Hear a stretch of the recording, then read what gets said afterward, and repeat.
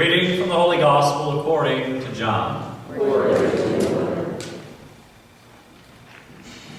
Jesus said to his disciples, "Whoever loves me will keep my word, and my Father will love him, and we will come to him and make our dwelling with him.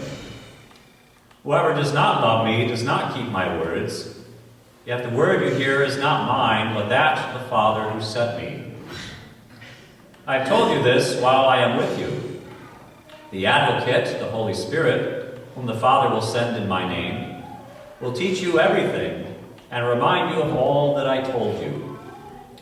Peace I leave with you, my peace I give to you. Not as the world gives do I give it to you. Do not let your hearts be troubled or afraid. You heard me tell you, I am going away and I will come back to you. If you loved me, you would rejoice that I am going to the Father, for the Father is greater than I. And now I have told you this before it happens, so that when it happens, you may believe." The Gospel of the Lord. Praise to you, Lord Jesus Christ.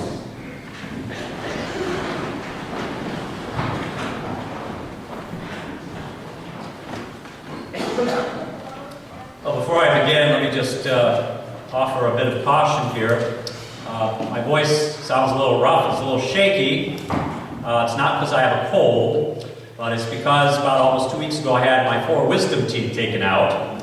And so the treatments afterwards has kind of affected my voice. So if you hear dropouts or yodeling or crackling going on, that's the reason. So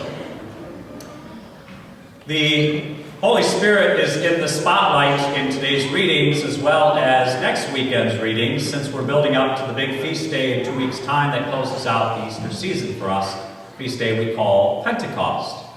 And of course, Pentecost is when the Holy Spirit descended upon Mary and the apostles, giving birth to our being church. And today we hear about 2 distinct qualities about the Holy Spirit: that Jesus sent the Spirit to be our guide and our advocate, a fancy word meaning supporter. The Holy Spirit, of course, continues to be that for us as church today. And I'll talk more about what that means for us later on, but first let me begin with a story, a true story that I recently read, which will give a framework to the rest of my homily comments today. There was once an American man who boasted that he could escape from any locked jail within 60 minutes. And he invited people to challenge him on this. The only thing that he asked was to be allowed to wear his regular clothes in the cell, and that no one was to watch him work.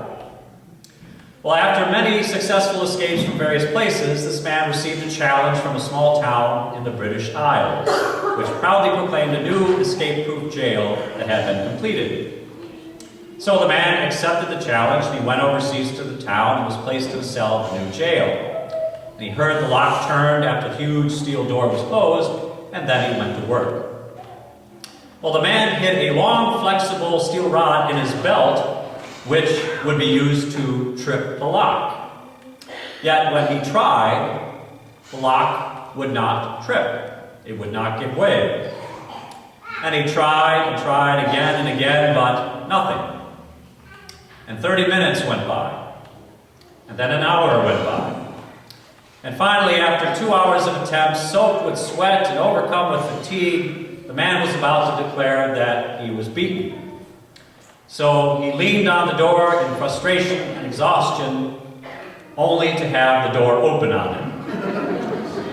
And he was shocked to discover that the townspeople never locked the door to begin with, that they had tricked him.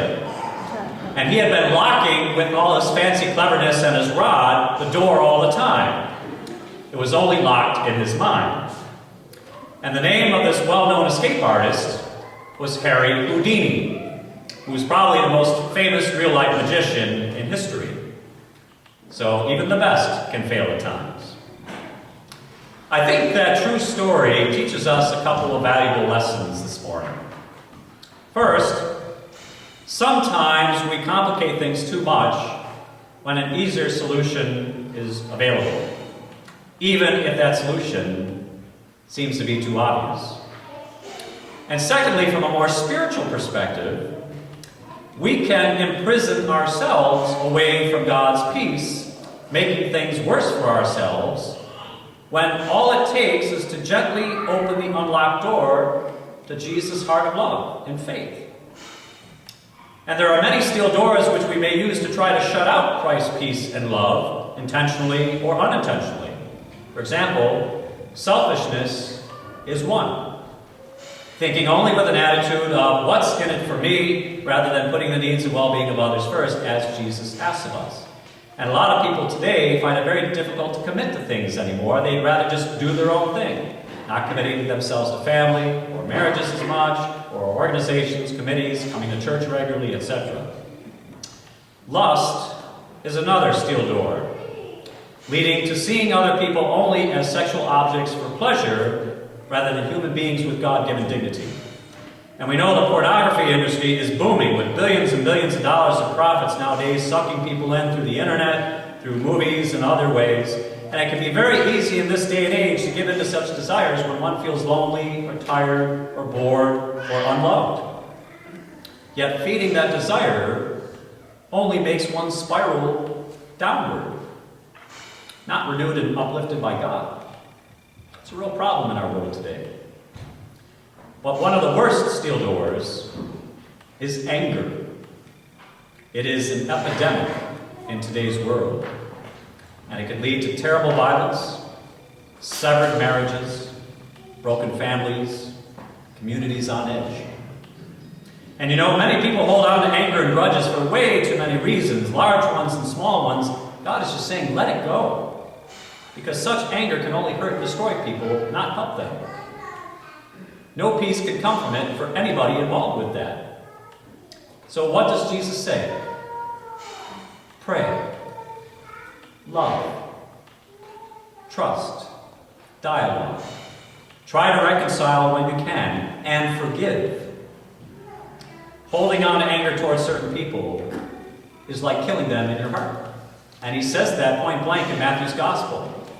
When he was teaching about the commandment, you shall not kill, he added this, and I quote, "But I say to you, whoever is angry with his brother will be liable to judgment."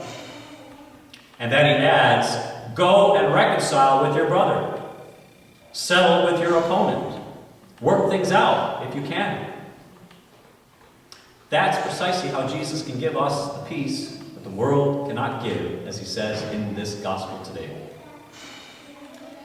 You know what else can imprison us? Fear or worry.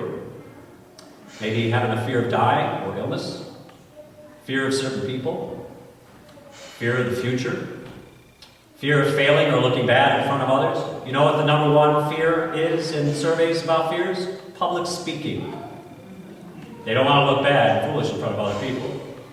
And fear of rejection is a biggie too. You know, the list can go on and on and on, even spiders, snakes, and all those other fears. But certainly the apostles in today's gospel felt troubled and afraid during this Last Supper scene. They had given up everything to follow Jesus, and now Jesus is telling them that he's leaving them soon. And without Jesus, they were probably wondering, well, where would we go? What would we do after that? We'd be lost without him, no direction in our lives whatsoever. And Jesus sensed this, which is why he tries to encourage them with, don't let your hearts be troubled or afraid. I'm going away and I will come back to you. That is my promise to you. But do you take me at my promise? The only thing is they just couldn't understand how he would come back. You know, they learned that faith is not about feelings, it is about commitment. Of trusting Jesus at his word and saying yes to follow him to the hilt. Can we say the sense of commitment is in our hearts too? You know, it would be nice if we got to see the risen Lord as the apostles did in a new glorified body, and yet that is not likely for us in this lifetime. And you know, it may be very hard to relate to Jesus' Holy Spirit, which he promised to send, because we can neither see pure spirit nor cuddle up to it very well. And it may be very hard to feel close to Spirit. Yet Jesus says that this is precisely where we have to place our trust in him. That Christ is still guiding us as church in love and truth through his Holy Spirit. And you know, in our very untrusting, cynical world, many people find it hard to believe in what Christ's church teaches about so many different things because we're being bombarded by so many different mixed messages, and because we've seen our trust betrayed repeatedly over the centuries by many different authority figures, whether they're in government or in church or maybe in our families or neighborhoods or among our friends. Nobody said that having faith is going to be easy, especially when we're going through the utmost hardship. And yet signs of love and hope and healing are all over the place if we look long and hard enough. And that could be the difference between giving up hope and getting up renewed. You know, that's precisely what St. Paul and the others experienced in the first council in church history, the Council of Jerusalem, which is what our first reading was about today, from the Acts of the Apostles. They sensed the Holy Spirit guiding them in what Jesus wanted them to know and teach, after much loving, prayerful, respectful dialogue. And from their trust almost 2,000 years ago, we're still feeling the good vibrations from that today as church, thanks to the Holy Spirit's guidance. I'll wrap up this morning with a very spirit-filled experience which I just had a couple of weeks ago. Maybe it can give you new hope in thinking about your own difficult situations you may be finding yourselves in. A couple of parishioners that you may know, Ann and Warren Click, invited me to a dinner benefit for Elmira's Southern Tier Pregnancy Resource Center. And this is a center that helps pregnant mothers, needy parents, and sexual abuse victims. And the keynote speaker that night was a 38-year-old woman named Melissa from Kansas City, who shared her very powerful life story to a spellbound audience of about 200 people of various faiths. Melissa is happily married. She's the mother of 2 girls, having lost a son to a miscarriage. And Melissa had been adopted, growing up in a very warm, loving household that made her feel special and chosen in her adoption. Yet, when she was just 14 years old, Melissa found out through her adoptive family that as an unborn child, she survived an abortion attempt while she was just 7 months in the womb of her biological mom. And later she discovered that her biological mother, an unwed 19-year-old college student in 1977, was forced into having the abortion by her mother, who worked as a nurse. And attempts were made for 5 straight days to abort Melissa. Her biological family demanded her death. And yet God had other plans for her. God one-upped them. And soon after Melissa was born, there was a couple of hospital nurses that took up Melissa's cause to see that she got proper care and protection. And it led to her eventual adoption a few months later by other parents.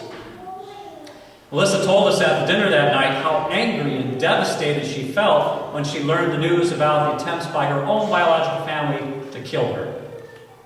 And she recalled clutching to her adopted mother for hours as both of them cried on each other's shoulder to comfort each other. Yet, despite this very painful revelation, Melissa said something very telling. She said that the Holy Spirit was pleading her cause for life, moving her to focus not on being angry, but on all the blessings that she had received against all odds for someone in such a predicament, such as having an amazing adoptive family that welcomed and loved her, and overcoming early health issues stemming from the abortive attempts to finally succeed in school and college, and she earned her master's degree in social work. And realizing that she had been saved by God for a special purpose, to become an advocate for other people. And you know, she later counseled people dealing with substance abuse, mental health issues, domestic violence, and sexual assault. And Melissa also founded 2 organizations that are still going on today that help abortion survivors and raise awareness of abortion's terrible ripple effect in communities. And now she travels all over the world, as far off as Australia, sharing her story, promoting life issues, and speaking up for the countless voiceless unborn. And since 2007, when she made her first public speech and shared her amazing journey of life, and she claimed at that time that she was too nervous to be a public speaker, she was terrified, she has spoken to literally tens of thousands of people in numerous countries and appeared on many TV and radio programs, and even just last year testified before the U.S. Congress on behalf of the unborn. This shows that the Holy Spirit can help us, just like Melissa and the apostles, do new amazing things that we never even dreamed of doing before. And by the way, just as a side note, at the end of the dinner, I approached Melissa and chatted with her a bit. She told me that she is a recent Catholic convert, and that her 8-year-old daughter, Olivia, is about to receive her first communion in Kansas City. Praise be to God. She's very excited about that. You know, all of this stems from trusting in the power of the Holy Spirit in her life, which gave her the strength to forgive her biological parents and grandmother for the wrong they tried to inflict on her almost 40 years ago. And, by the way, she currently exchanges cards and letters and emails with her biological mom, who she has yet to meet face-to-face. A mom who believed that for 30 years that her child had long since died. Ironically, Melissa gave birth to her eldest daughter, Olivia, in the same hospital where her own life was taken almost 30 years prior. Talk about transforming a place of death into a place of life. Holy Spirit's the only one who could do that. In placing her complete trust in God's will and sense of timing, Melissa has gone from the little girl who almost lost all life and hope to becoming a woman who brings life, hope, and restoration to countless other people. Her newfound freedom has helped free others from their prisons, many self-imposed. Pope Francis sums all of this up with one final quote. This is from his latest document, The Joy of Love, which just came out about a month ago or so. If we accept that God's love is unconditional, then we will become capable of showing boundless love and forgiving others, even if they have wronged us. Only by letting the Spirit guide us can we do so.